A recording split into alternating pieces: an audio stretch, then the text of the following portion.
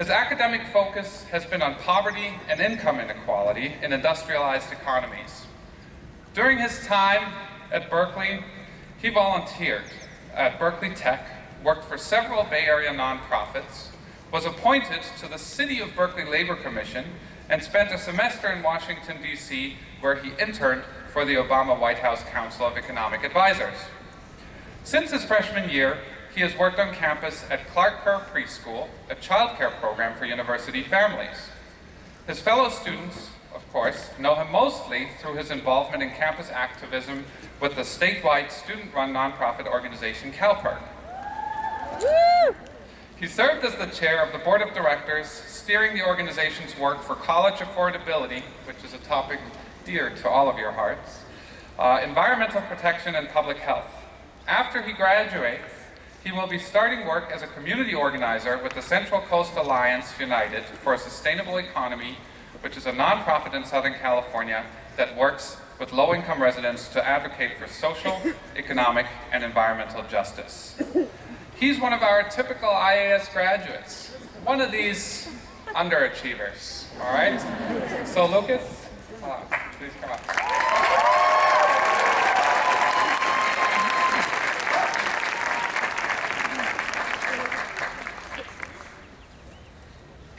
Good morning, class of 2012, family and friends, faculty and staff. When I was a kid, I wanted someone to whisk me off to some school where they would prepare you to save the world. A place like in Harry Potter, where teachers would discover the talents that no one realized you had, bring you in and train you to take on some sort of impending catastrophe or evil empire. And of course, I turned 11, and as the summer dragged on, and I never got a letter from Hogwarts, I realized something. I'm probably just not a wizard. It's a fascinating phenomenon that so many books and movies tap into this innate desire within children to be plucked out of our dreary normal life and taught how to be a superhero. I think it's because from our very early days, we were taught values like fairness, peace, compassion, and sharing. But we began to develop the suspicion over time that the world doesn't seem to work out like they said it was supposed to. So who did we want to be when we grew up? Heroes. People who could fix the world's problems. A fireman, a policewoman, a doctor, Batman. When you're studying in this department, it can feel like someone took all those expectations of how the world was supposed to be, built them into a beautiful little Disney castle, and smashed them to pieces with the sledgehammer of reality. And yet, when we're learning about all the injustices and tragedies, about world poverty and the shrinking middle class, and violations of human rights, that's when we feel it again. The call to be a hero. And what we start to realize is, maybe we made it to Hogwarts after all. Because we just graduated from a university that in its own way taught us how to help save the world. We may not have learned defense against the dark arts, but we took classes like global poverty with Ananya Roy for the same reason. Because we wanted to take on the challenges faced by our society right now. If Berkeley was Hogwarts, of course Ravenclaw would be the College of Engineering. Let's say Hufflepuff is the College of Natural Resources. And Slytherin, let's be honest, we all know that's Haas School of Business.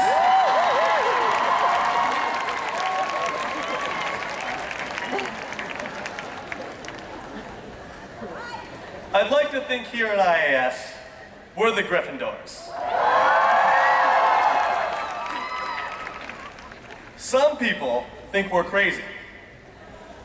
And they may be right. 1 in every 10 people sitting in this audience is probably going to get malaria by the time they're 30. But there are times when the world needs the crazy ones. There are times of great moral crisis, when there's a calling for the people who choose controversy over comfort. Right now, we need modern-day heroes. We're slowly staggering out of this financial crisis, drawing 2 long wars to a close, and trying to figure out how to stop baking the earth. As a society, we've experienced a deep social trauma. You can see it in the rage in our politics, the collapse of trust in our institutions, the turn towards individualism and disengagement. Right now, we need people to rebuild our communities, to help us all heal the pain of this social trauma. It will be a slow, difficult process. But what gives me hope is the people here in the Greek theater today. We've made it through so much to reach this point. We arrived at the doorsteps of this university to see shuttered storefronts on Telegraph. We had friends whose families lost their homes, their jobs, their savings. We arrived in the midst of a historic disinvestment in public education by the state of California and faced year after year of budget cuts and fee increases. Yet through that struggle, we grew stronger. We dealt with rising tuition by taking on more jobs, more loans, by learning to live with less. We prepared for an unforgiving job market by balancing school with internships, research, and volunteering. But here's why I couldn't be prouder of this class of 2012. Despite it all, we held on to our hope. We knew our education was not just for us, but for something larger than ourselves. We knew it didn't just prepare each of us to succeed as individuals, but prepared us to help rebuild the foundations of our world together. For that, I want to thank all of the passionate and talented professors and graduate student instructors in this department. I want to thank all of the parents here who supported us and gave so much to help us achieve our dreams.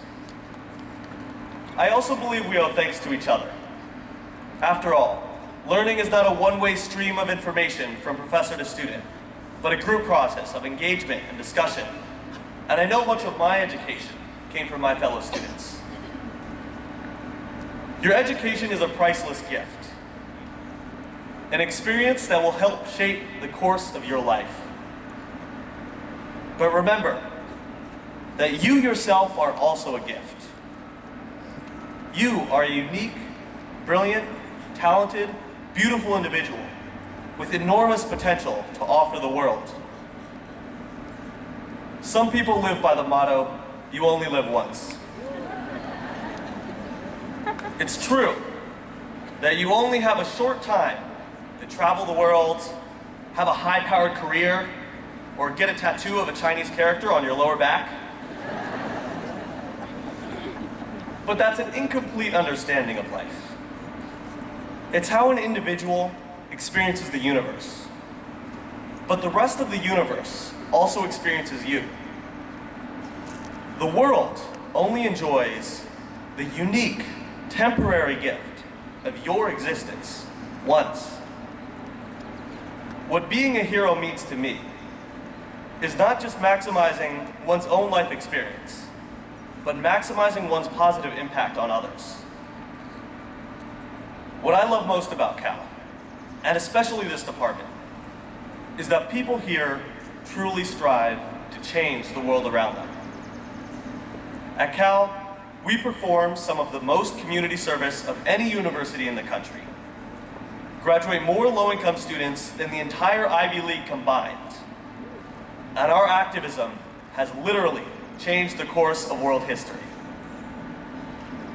The students who chose to study in this department saw a world defined by scarcity and need, violence and isolation, and made a commitment to spend years studying that reality in order to transform it.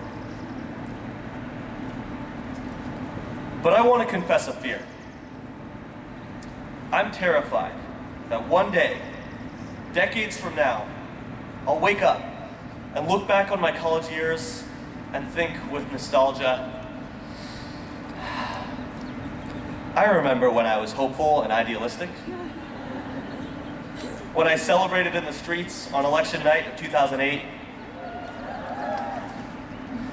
back when I marched in protests and volunteered in high schools, those days when I sat in class and listened to all those professors and soaked in ideas about equality and freedom. When I was young, I felt like I could do anything.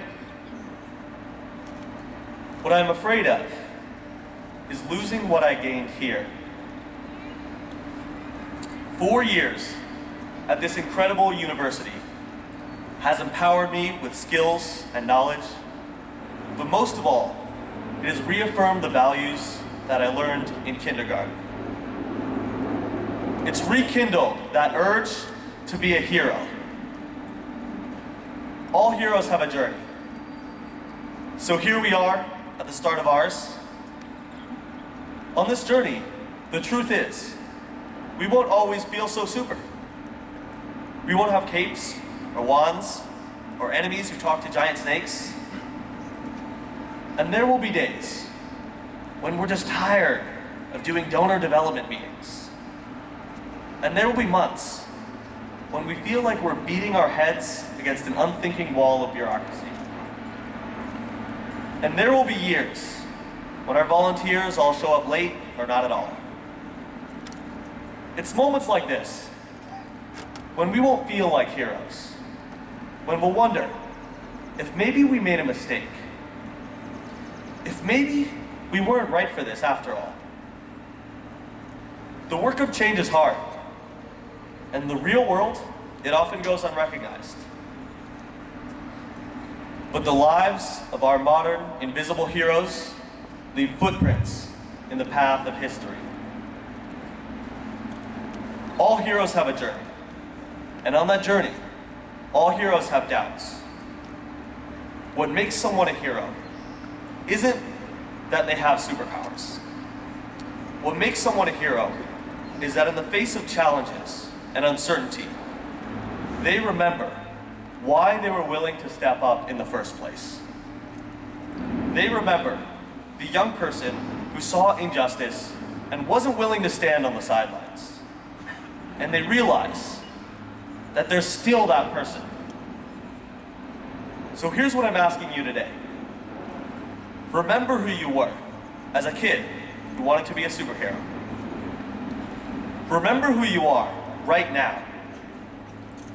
Hold on to your inspiration. Hold on to your values. Hold on to your vision of a better world. Hold on to your inner hero, and let's start on our journey together.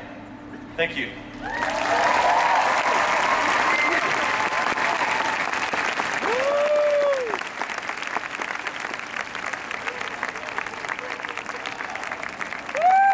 Now that's how you give a speech. All right. Thank you, Lucas. I'd like to introduce someone who really